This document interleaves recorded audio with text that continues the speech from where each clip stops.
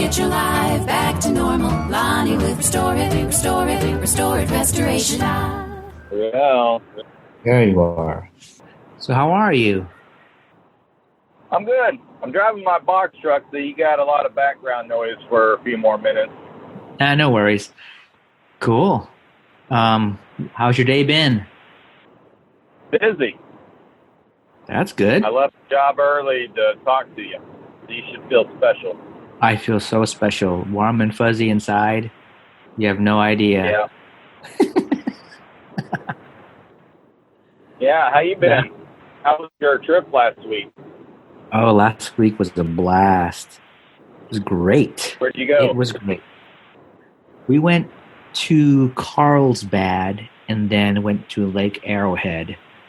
It was... I've heard of Carlsbad. I've never heard of Lake Arrowhead.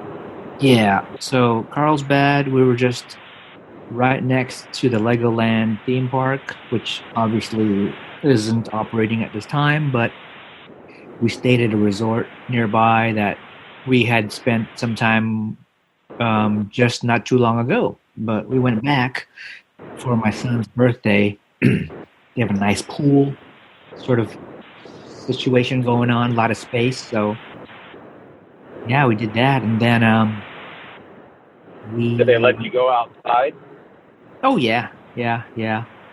There's precautions, as much as possible. Like when we're collecting towels from the pool folks, they're behind a protective sort of place, and everyone's wearing masks, and we're wearing masks, and we're asking for towels, which is kind of weird because then we end up going to the pool and we have to pick a spot which is not, too congested or too uncomfortably close to people. But there's a lot of space. We'll pick a couple of chairs or pick a table, and then the kids will generally stay in a spot on the pool that is at a safe distance. But yeah, they're still able to, have a lot of kid fun in the pool. Nice. Yeah. Our pool's closed down for the season already. We go back to school on Monday, so... And I haven't paid any attention to what the protocols are for the kids. I think they're being spaced out. They don't have to wear a mask unless in the classroom unless they want to, still they need to. But they have to wear a mask in classes in the hallway. And I don't know what they're doing about lunch. Yeah. I've gotten all the emails, but see what it's going to be, and they'll tell me all about it Monday night. Yeah. I mean, yeah. It's I don't know. In one way, you personally gauge what you're comfortable doing. Obviously, when I'm out and about with in the public and I'm around people that I don't know, I'm more comfortable sort of just keeping a safe distance. But then when I'm at home and then people come and visit, I tend to be a little bit more lax, and I need to be better at that because I don't know where people are coming from. We'll have visits from uncles and aunts and cousins and things. So, trying to be better at, okay, I don't know where you've been. Maybe it's best that we wear masks.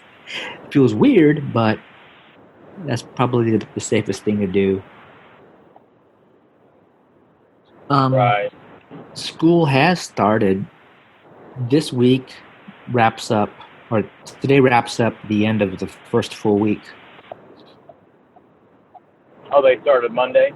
Yeah, it's a sort of a shortened day all week. So next week will be the first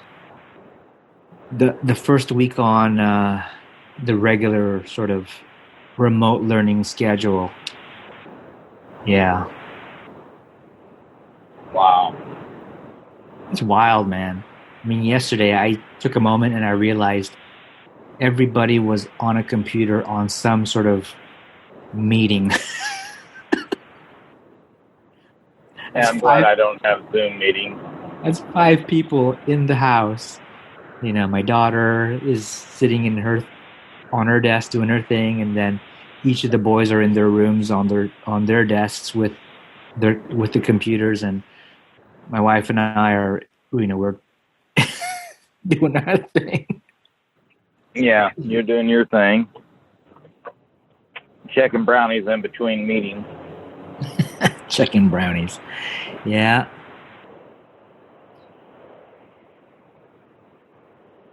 The good thing is do you have any? Was that? Do you have any topics today? No, I think I don't have any topics today, but we'll come up with something as we go along. Okay. Yeah. I'm almost back to my shop. My home away from home. I think I've worked every day for the last... I don't think I worked Sunday last week. No, because Sunday was supposed to be the day you were supposed to put insulation in your basement, right? Yeah, I got drywall happening. It's underway, so yeah, they start at 6 a.m. Very cool. And that's fine. Me and the wife are up definitely by 6, and the girls have been waking up around 6 because they start cranking the radios, and talking, and mixing up all the mud and doing what they got to do. Mixing up the mud. Oh, you mean you got them drywall mud. Very cool. That's so cool. Have you not been around drywall going in? No, I've not. I mean, if I have, I've just not paid attention, or I don't know what it's called. Well, it's I don't know what it's made out of, but it's called drywall mud, and comes in pails or buckets or boxes. I've seen it every which way, and you usually got to thin it down with water, and then you got to mix it up with a paddle bit on a drill, and then it's smooth, and then they smooth it on with a trowel. Okay. Well, they call it a drywall knife, and trying to just get her flattened out and smoothed out and make it look pretty. Okay, I just figured it was just a big old bucket of spackle. Well, it essentially is. It's just, they got to thin it down. I see. Yep, or it's too thick, won't dry, and takes forever. And yeah, growing up, everything was practically built with cement. The hollow blocks or the cement blocks. Cinder block. Yeah, the cinder blocks. The rebar inside, and and all that stuff, and then I guess it's just finishing it up with some, mortar. Yeah, well, to give it a nice smooth outside finish, they just do the cement treatment. I don't know. Yeah, could be plaster. Crazy. I mean, because it's the buildings have to be able to withstand. It's kind of like the whole Florida situation, right? Hurricanes and things. So typhoons, super typhoons, and other tropical storms. It's got to be able to withstand all of that, the high wind and stuff. Okay. So I've heard of typhoons, but I didn't know that was a thing down there. Oh yeah, so it's down there or over there. I don't know where Guam's even really at on the map. I don't even know what it's close to. It's the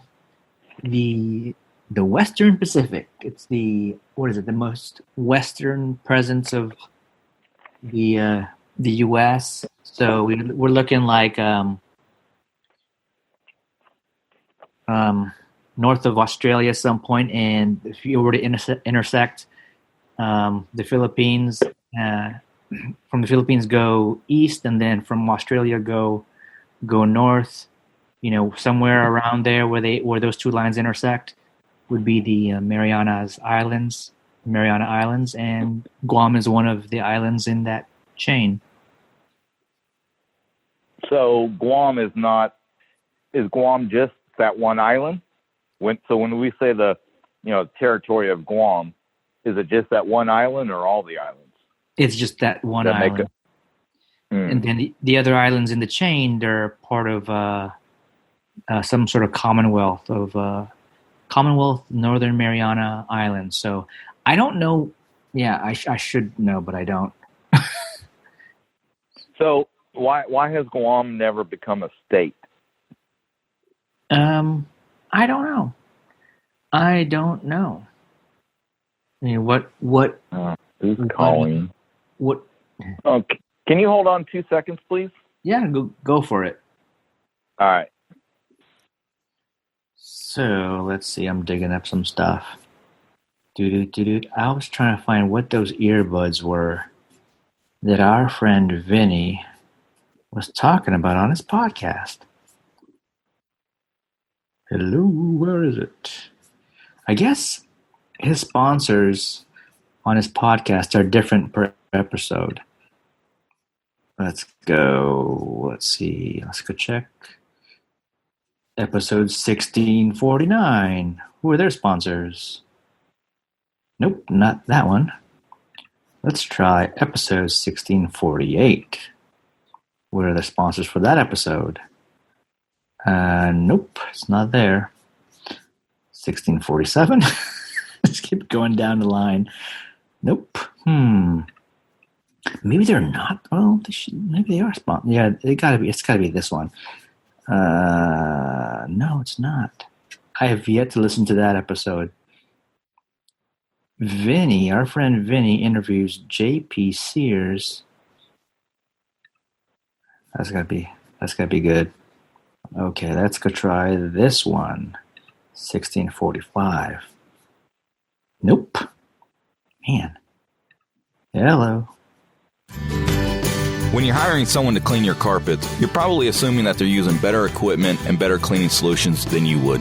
Unfortunately, this is not always the case. Their equipment should heat the water to 200 degrees to ensure that your carpets are not only clean, but disinfected. Next time you hire someone to clean your carpet or tile, ask them how hot their water gets. If they don't know or it's less than 200 degrees, send them back and call me, Lonnie Beecham, with Restore It Restoration. I'll get your carpets done right and your life back to normal. Maybe it's 1644. No. Are you still there? I'm still here, and I've been crawling down Vinny's website to find out what those earbuds were, but I'm not. That was a phone call that. So my wife's car got more. I mean, it was close to being totaled back. When did we get we got a big nasty hailstorm? Okay. This was, what is this, August? This was like March that we got a nasty hailstorm. Okay. So, yeah, so we turned in the claim. My daughter's car got totaled. I had like, I don't know, $35,000 worth of damage on my house, new roof, gutters, drip edge, fence, I don't know what all, just a lot of damage. So we turned in the claim. We couldn't get the car fixed from the hail damage until we had a date for July 20th. So shortly after we had the hail damage, my wife's car, was making a weird noise. Turns out we had a crack in the transfer case. The first two sets of transfer cases that got shipped in were wrong. So my wife's car has literally been parked since early June. We haven't even driven it. We've made like 2-3 payments on the car. We only have like 1 or 2 more left. We haven't driven the car since June. It's been either in the shop, and the day it got pulled out of the shop for the transfer case, it literally got shipped over to Extreme Body and Paint July 20th, and that was the guy telling me that they're shooting for having the car ready by next Wednesday. And it's like, wow, that's nice, making car payments for a car that we're not even driving. my wife's been driving grandma's, I don't know what year, make, or model. Oh, I know it's a Cadillac SUV is all I know. Some mid-size SUV, and it's not as comfortable as you would think. But anyway, so that's what that call was about. We were talking about Guam being why it's not a state, and you don't know the answer to that. Meanwhile, you got on a rabbit hole on Benny's website. So what do you know? Yeah, I don't ordinarily sit on the computer, so when we're chatting, because I'm usually on the roof of a building in San Francisco, but times have changed, so I'm having fun being in front of a screen and chatting with you. Well, your kids are quiet. No, I'm tucked away in our room, and everyone else is in their own little space right now. So, yay! Gotcha. Yeah. Okay, so your wife's car has been basically shelter in place. Yes. Wow. Yes, lots of hail damage. I mean, every roof in Jeff City, well, not every roof, but one side of town, every roof on about half the town is getting replaced. So many, I mean, just thousands of cars still have hail damage. Some are lit, like I have it on my orange minivan, but I'm not going to turn it in and go through that hassle. It has hail damage, big deal. It's a work van, and I really need to park it and trade it in or something, but I hate doing that because I hate spending money.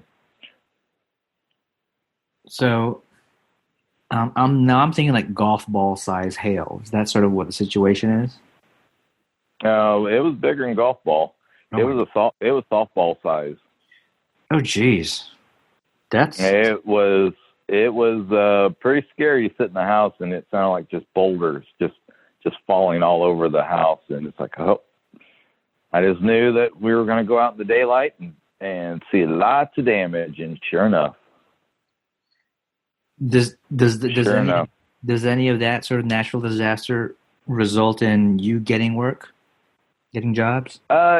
Yes and no. I mean, it can. If sometimes hail can go all the way through the roof and penetrate into the drywall and stuff like that down below. So yes, this particular one, no, I don't think. Well, no, I got some flood damage because it came with a lot of rain and it flooded out a lot of basements. But yeah, but anytime there's heavy rains, tornadoes, stuff like that, we get tons of calls, and there is potential work there. I didn't do any direct tornado damage back May 23rd of 19, but I've seen, I've done some work since because of, they didn't know that the basement was flooded, and now they got mold issues. So.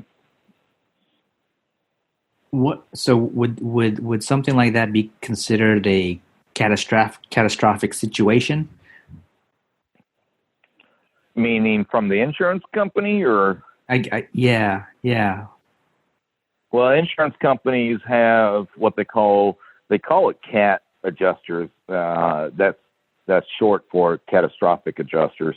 So anytime you get tornadoes or major hailstorms like that, they literally will just ship in adjusters from all over, and they come in to, because they only have one or two adjusters in your area at any given time. But then when all of a sudden they get 10,000 emails or voicemails within an hour, they can't handle that with a local adjuster. So they send in CAT adjusters. So yes, it is considered a catastrophe. Wow. Wild. They're like the men in black of adjusters. Yes, and they all State Farm was all staying at the Holiday Inn Express, and I mean, you just kind of see all the same vehicles. We have them all, but State Farm's nationwide the biggest, so they were all at this one, and then Shelter had theirs, and American Family had another hotel, and a lot of them were staying at the same hotels, and you just see all the State Farm trucks parked in this corner, and then all the American families was over here, and Safeco, and you name it. Yep, good times. Speaking of which, I just had a phone call. I don't even know if I want to get involved with it.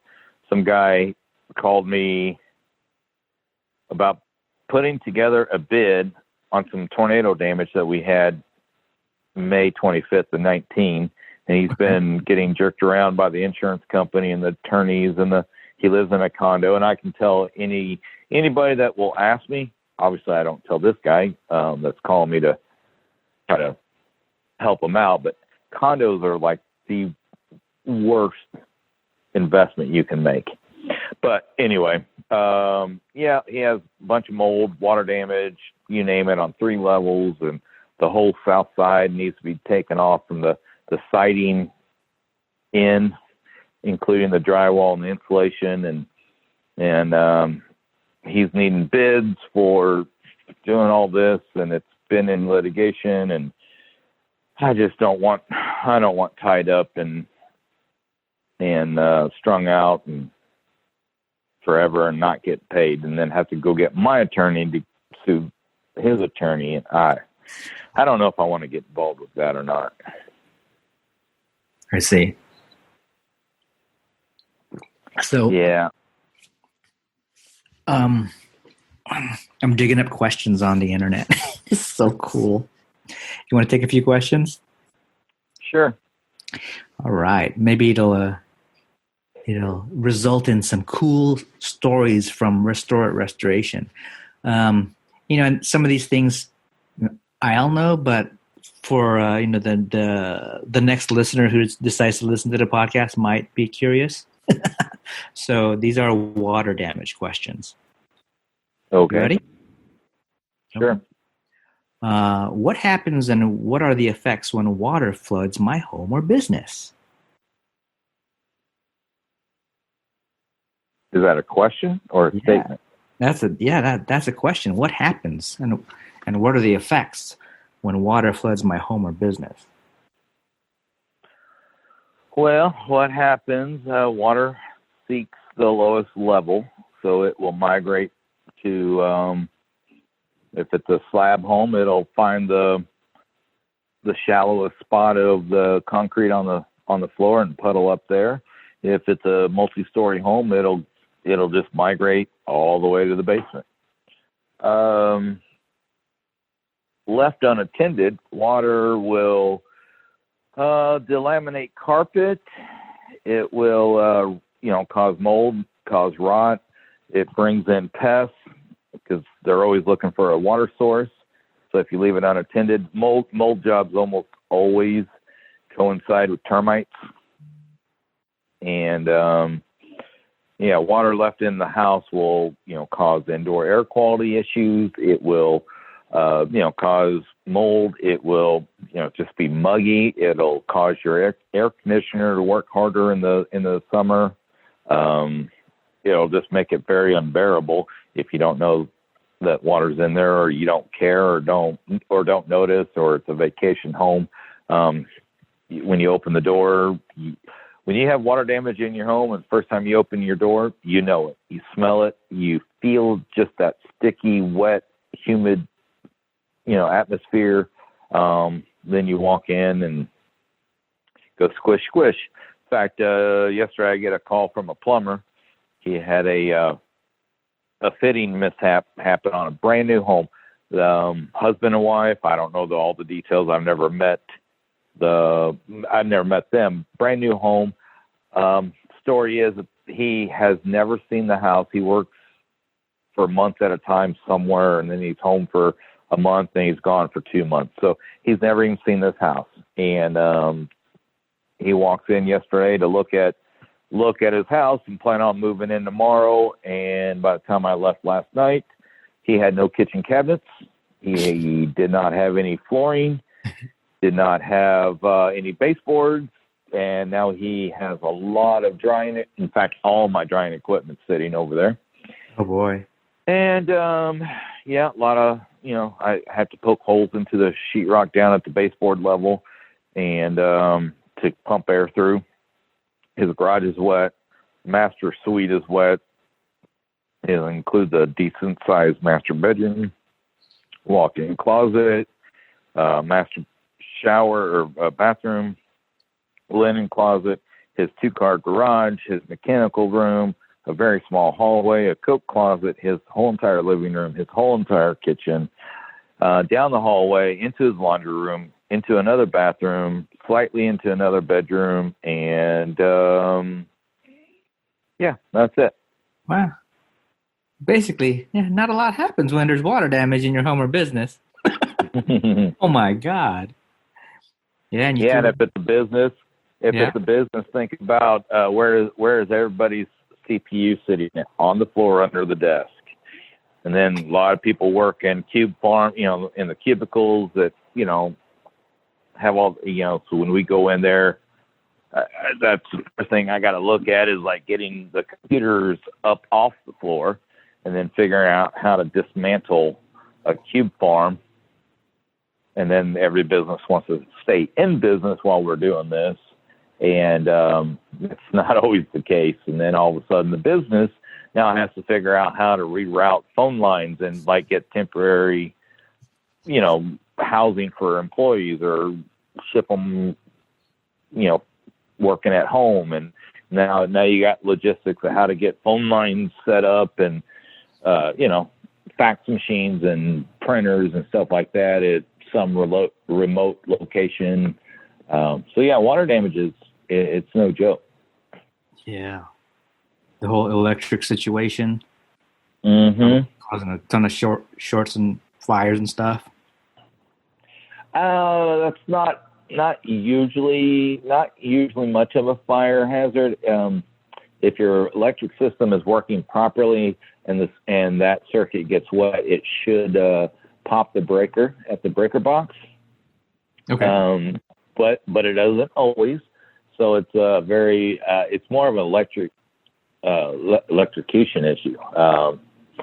If a basement has 2, 3, 4 foot of water in it, I will not step into it whatsoever. I just drop a sump pump in there, a portable sump pump, and shove it in, drop it in the water with the garden hose pumping out, the front door or out a window or some other level, and come back in a few hours and where we are not standing in the water that could be, electrified. So I guess theoretically it's possible to create a fire, but I've never seen it. I've never seen a fire happen from that. But electric shock hazard is very, very real. I've been shocked so many times at work. I hate being shocked. One time, I've seen water come from the second story down to the first story. They got, in the trades they call it a boob light. I don't know what it's called off the shelf, but just your standard light fixture with one bulb in it with a glass cover. I've seen that literally filled with water and the light bulb still function and work. And I've watched water boiling in that light fixture from that light bulb. You just look at it, it's like, wow, it's boiling. I've also had, obviously you don't go touching it when the light is on. And if it's a single pole switch, you can go shut the light switch off. Then there's no electric juice going to it, so you can then open up that light fixture and drain the water and pull the bulb out and just dismantle the light fixture. If it's a 3-way or 4-way switch, you touch it until you kill the power. Then I've seen water dump in the whole entire room. Nothing was dry in the whole entire room. And like an idiot, one day I go up there and I touch it, and light bulb was off. It wasn't working. Thought, it tripped the breaker. And I go to touch the light fixture to pull it apart. Got shocked and fell off the ladder. It's more shock hazards than a fire hazard, having water damage like that.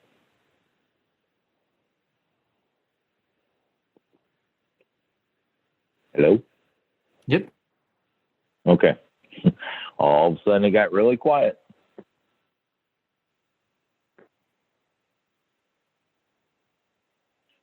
Are you there?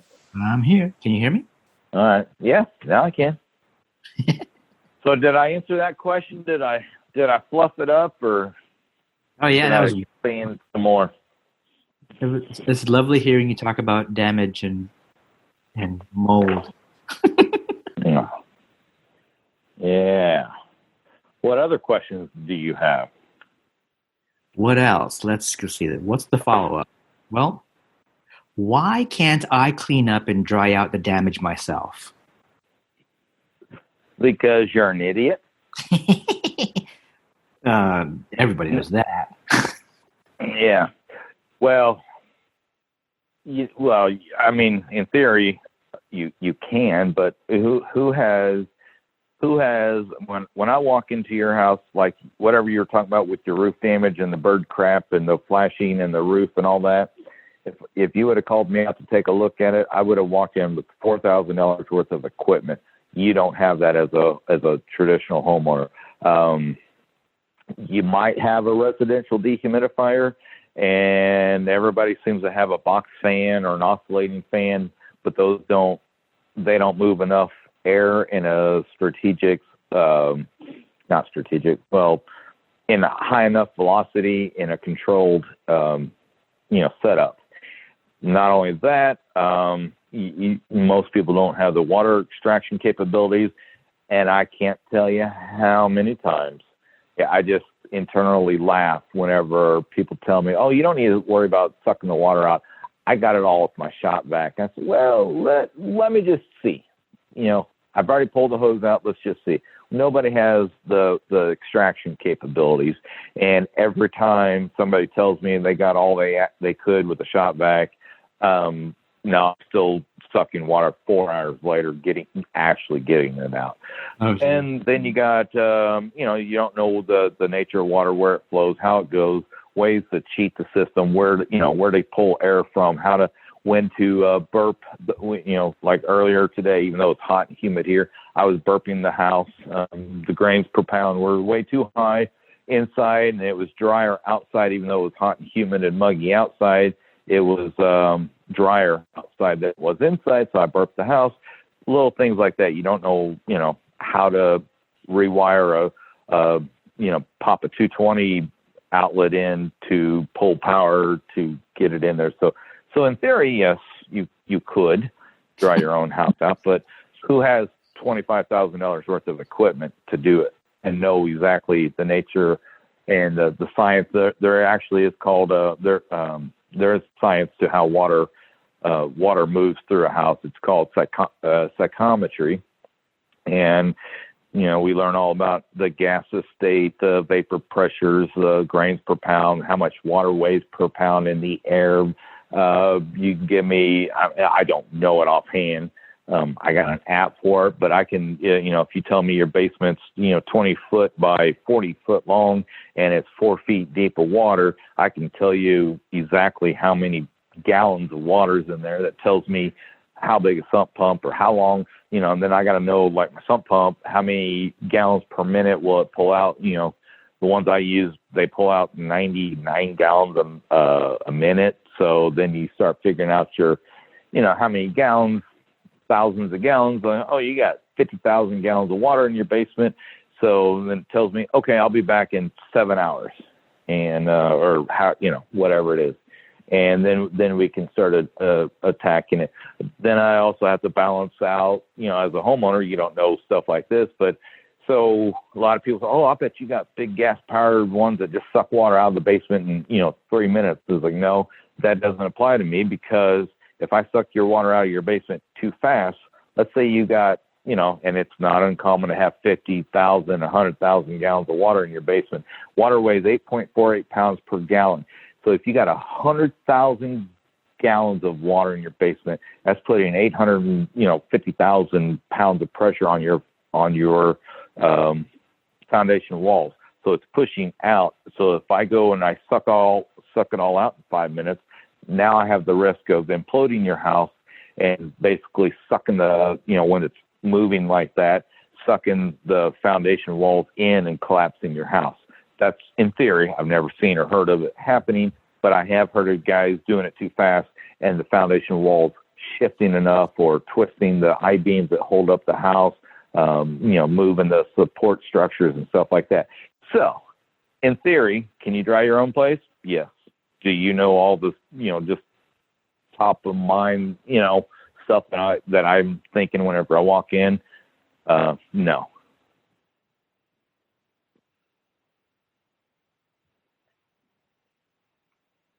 Hello? Yep, I'm here. All right. You need to be faster on that mute button. Makes me think I've just been talking to dead air. No. So when you're theoretically pumping out, sucking out thousands of gallons or whatever, so that you pull it out and then your equipment, you just kind of like redirect it into like the gutter or something, or some sort of drain system, or do you hold on to it? Somewhere.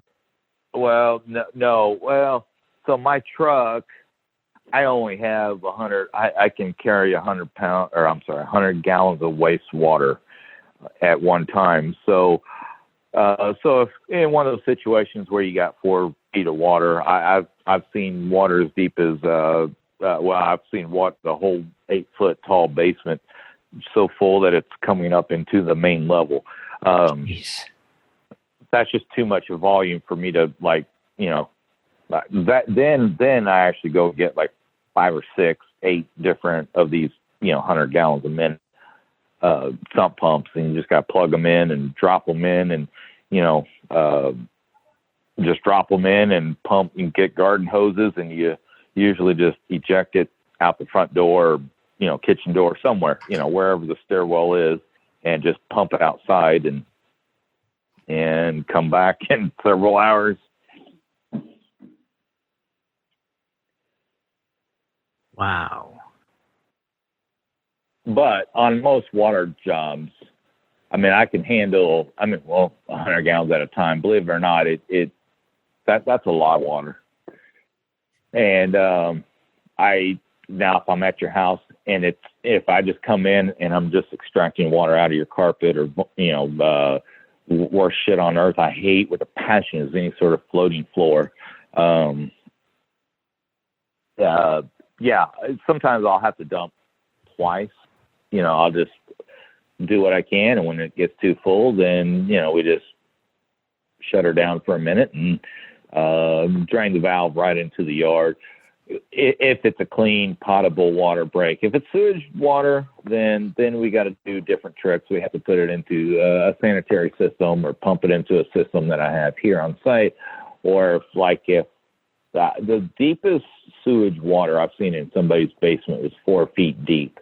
Well, since it's category 3 black water, sewage, and a lot of health hazards, then on those situations, I literally call a 24-hour pumping company. They'll come out and let them handle 99% of the bulk, and then get it down to where we can manage it and tear out what we need to tear out and pressure wash and clean and do what we have to do down there. But by and large, I don't have to use. I don't use a lot of sump pumps. I don't have to utilize a third-party pumping company. I have had situations where, there was 2 foot of sewage water under a house, and I could have thrown one of my sump pumps in there, but, the neighboring driveway was literally 5 feet or less away from this opening of the crawl space. So as a neighbor, I wouldn't like it if somebody just pumped sewage onto my property. So then I had to get a pumper guy in there, and he had to crawl under there. Yeah, they earn their money. But yeah, by and large, I might have to dump once on a typical job, but not very often. Usually I can just handle it and dispose of it properly into a sanitary system according to my local ordinances. Wow. But then you get into vehicular weight.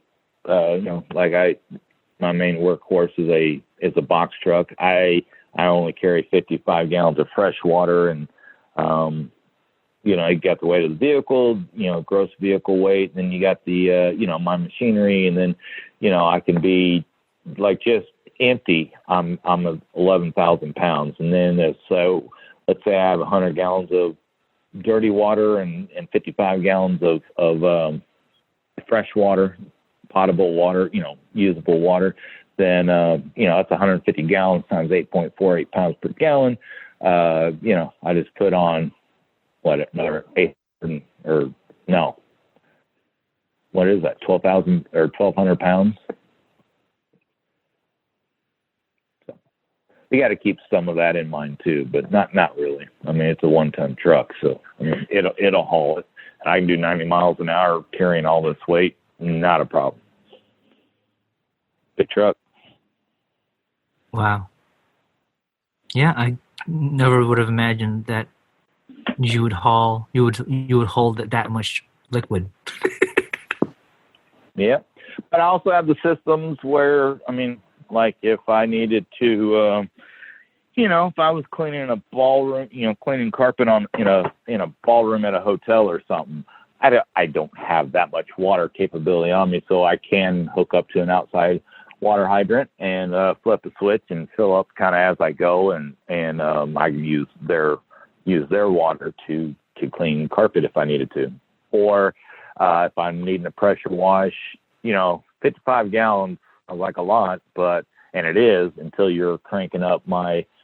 So whenever I clean carpet, I'm cleaning carpet usually somewhere between 300 and 500 psi, and you crank it up to 2,000 psi.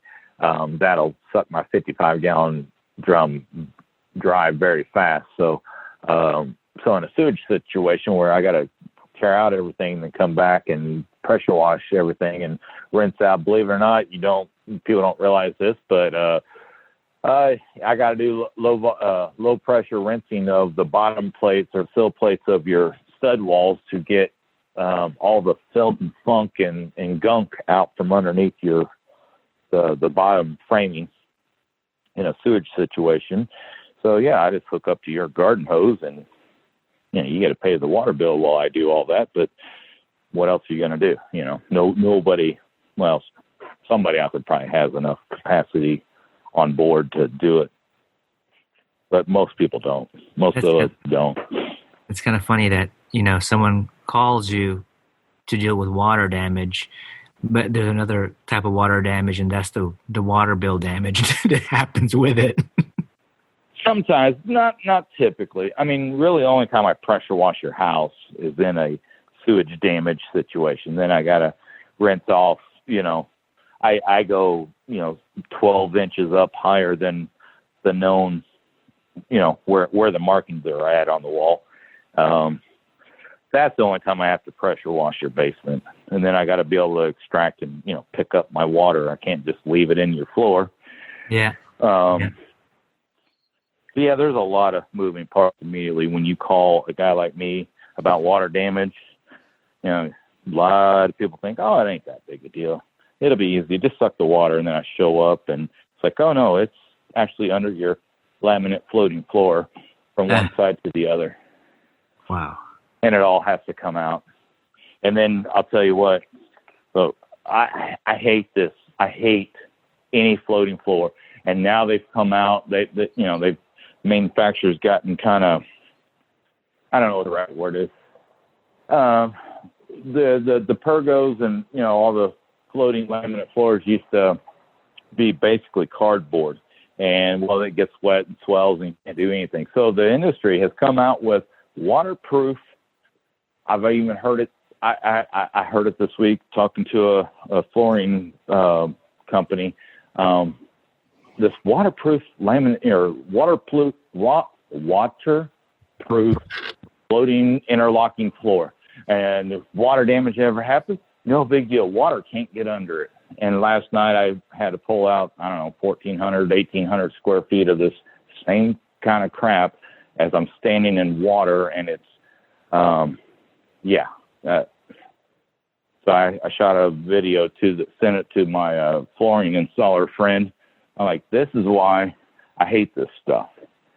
And then you pull it apart, and you can't pull apart that much flooring without having the tongues break.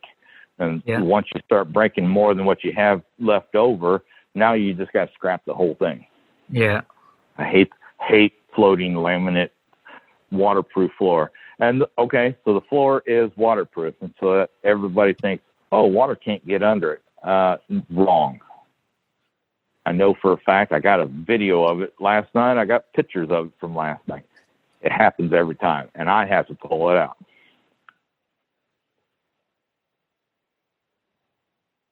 I think it's the reason why I'm ranking on this is because my wife, so we're finishing our basement, and she doesn't want carpet downstairs. She wants this, and it is a higher end waterproof floor. It is vinyl. I can soak it in the river all day long, pull it out, wipe it off, throw it in my basement. I'm good. But I'm just like, I don't want that crap in my floor. It's not comfortable. It's not warm. It's not inviting. Has that hollow sound. I hate walking on it. I hate walking on it with a passion.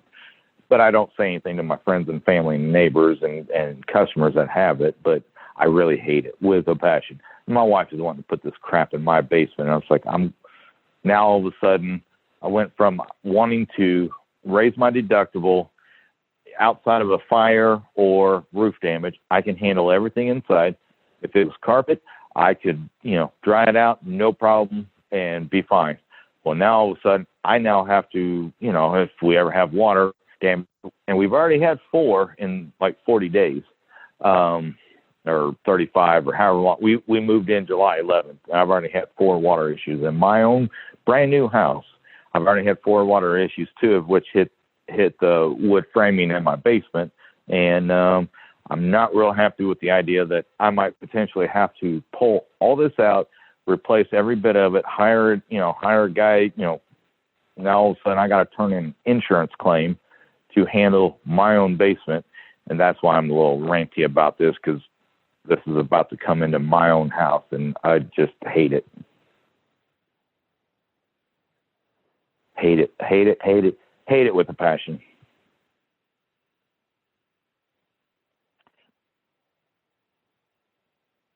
Are you there? Hello? Hello? Hello. Well, there you are. Yeah. Well, you got to be faster on that unmute button. I got kicked off, and I had to rejoin as fast as I could. Okay. Hello. Yeah, I'm here. All right, cool. Good. All right.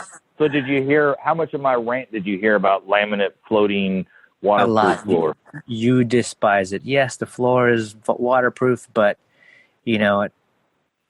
once you start when you have to work beyond it, it's basically that barrier that once you start breaking it down little by little, it all just ends up, you end up having to scrap it all together because there's no. Yep. Yeah, it's a convenient waterproof technology, but it just creates a big old barrier for you to do your job. Right. Water's always under it, and I can't suck water through vinyl. Even if I can, it ain't going to be 100% dry, and I can't get air underneath it. I can dry anything in the whole wide world if I can get air to it. It's not fireproof. You could set it on fire. I guess I could boil it out. Imagine. Very cool. Did not know about that stuff. Yeah. Oh, I hate it. If nobody gets anything else from me out of today's conversation, never ever buy a condo. Never ever buy a condo. And never put laminate any kind of floating floor in your home. And if you have it, sorry, when you call a guy like me, we're going to rip every bit of it out. And it all goes from the kitchen to the dining room to the living room, down the hall, into the linen closets, into the bathroom. And it's like, now I got to pull your toilet to pull your floor out. Jeez. Would you mind getting off the toilet? I got to get through. All right. Oh, you know what? About a month ago, I saw it for the first time ever. Somebody actually put carpeting in their bathroom, which I see from time to time. Thankfully, it's not as common as it once was. But they actually put carpeting under their bathroom vanity and under their toilet. And I couldn't even get all of it out because they weren't paying me to pull the vanity or the toilet. And so I left them with it. And it's like, good luck. You got a problem because this is nasty because carpeting in a bathroom. I'm so glad that was a short-lived trend. If I ever see carpet in a bathroom, I can tell you the house was built in 1975, and that's the original carpet because nobody's done it outside of the 70s. Yeah. It was a hot trend for a while, and I can't imagine being a man and being around nephews. I mean, you can see the pee splatter. You know what happens. You just imagine. And then toilets are not always, they do leak that little wax ring under a toilet. I don't know if you've ever seen how a toilet goes in, but there's this little wax ring that you put over the poop hole that's supposed to keep all the gas and all the water and all the solids and all the, stuff flowing in the right direction and not let anything out. Well, they don't always work, and they don't always get sealed, and you may not even see the damage. It might be so light that you don't see it until I've literally dealt with jobs where toilets have fallen through the floor over a wax ring not being sealed properly. Yeah. Well, how about carpets in the kitchen? Still not that good of an idea, but at least you're not putting bodily fluids typically on your floor in the kitchen. But you got grease, you got cooking, you got, ice water, you got or sodas, you got beer, you got, life happens in your kitchen. So, I don't recommend it. Got meat juices dripping. I have, raw you got stuff happening.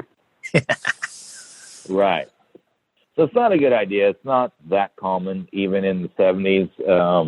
If I do see carpeting in the kitchen, it's usually more of a low profile, almost like a commercial grade carpet in there. Luckily, that's not that common. And if I ever see it, I just help the people out and just rip it out and just get rid of it. They may not recognize the favor until it gets pulled out. But yeah, ceramic tile or hardwoods or, porcelain tile, something, vinyl, anything is better than that. Oh, here's another thing I hate about the traditional laminate floor. You can't even wet mop it. So if your child spills a sugary drink, a Coca-Cola on the floor, and you think you're going to go get a mop and you mop it out, guess what? You ruin the floor. In fact, if you buy the high-end Pergo laminate flooring stuff and you actually read the labels and the directions and stuff, it will tell you do not wet mop this. And then all the butt joints are all the joints where they meet each other, they start curling up and they start delaminating and falling apart because you just took a wet mop across it. It's the worst stuff on earth. I hate any type of floating laminate floor. Low end or high end, they all suck. I hate every one of them. There you go. Just when you thought from the last episode that, folks that just tell you that the problem is maybe the pop-off valve, you figured that was the thing that Lonnie hates? There's other things he hates. Worse. I don't normally verbalize them, but yeah. It's great. Laminate floating floors. Stay away. I hate laminate floors worse than I hate Lysol wipes. Yeah. This has been fun. See that? The internet's amazing for just a few questions, and you get a wealth of knowledge and experience out of Lonnie. Yep. Who knows? Who knows what's going to come out of my mouth, right? Well, it's funny because it's like it's an everyday thing for you. You don't think about it as fascinating to everybody else, right? Right. It's just a day at the office for me. All right. Mm-hmm. Well, I think we're at time. I think we can call this a wrap. You got to go back to work? Yeah, got to go back to work and help with school. Gotcha. Yeah. Well, fun catching up.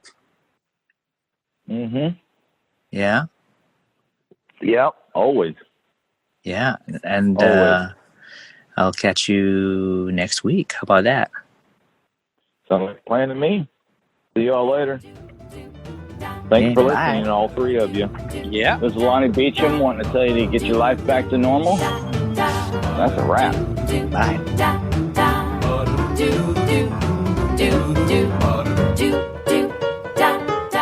Go get your life back to normal. Lonnie with Restore It, Restoration. Awesome. I'm the first one here today. Yay!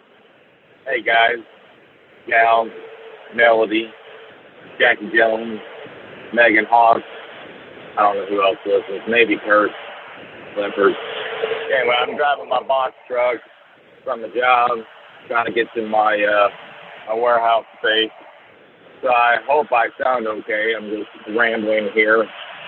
It's been a crazy day. Got a phone call I don't really know how to handle. Don't know if I really want to dig into it. Part of me wants to just run, but then a lot of money on the line too. So I'll have to, I'll have to figure that one out. So I just left the job in a town that's about 20-ish minutes north of Grout City. And it was a large enough job, it took all my equipment out. So I literally have like one fan right now, one dehumidifier, and that's it. I'm just rambling until I hear who else get on the horn. I hope he has a topic today because I'm pretty fried, just emotionally and physically, just tired, just tired. Yeah, I'd like to, you all should turn in ping me somehow. A lot of you have my number, cell number, email, messenger. Give us a topic because we literally don't have a topic ever. Today we might. I don't know. Ruel is the host. He's the one that talks to me about all this. So I don't know what we're going to talk about. Never do.